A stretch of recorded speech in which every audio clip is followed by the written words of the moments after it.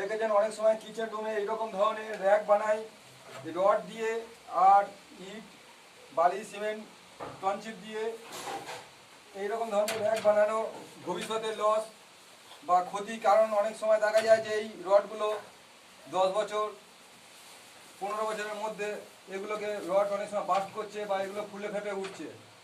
দেখুন এই একটা র্যাক, এখন এটাকে ভেঙে বাদ দেওয়া হচ্ছে এবং এটাও ফের ভাঙা হবে, এখানে ডেকোরেশন হবে। এখানে আমরা যদি ব্ল্যাক স্টোন ব্যবহার করি, ব্ল্যাক স্টোনের বর্তমান দাম অ্যাপক্স 43, 44, 45 থেকে হাইস্ট হলো 48 এবং মোটামোটা ব্ল্যাক স্টোন পাওয়া যায়। সেটা দিয়ে যদি আমরা করি সেক্ষেত্রে আমাদের লংজিভিটিও বেশি থাকবে, দেখতেও ভালো হবে। তাই আমরা এই পুরনো ওল্ড মডেলের যে সিস্টেমটা, এতে রাজমিস্ত্রি সিমেন্ট বালি এবং রড ধরে যে খরচ হয় আশা করা যায় সেই সমতুল্য খরচ আরও খুব সুন্দর জিনিস হবে। তাই আমরা আমাদের ব্ল্যাক স্টোন দিয়ে কিচেন রুম ডেকোরেশন করা লাভদায়ক। এইরকম ধরনের র্যাক বানানো হিসেব মতো লসে রান করবে এবং এর লংজিভিটি অতটা হবে না, যেটা ব্ল্যাক স্টোনের ক্ষেত্রে হবে এবং অত সুন্দরও দেখতেও হবে না।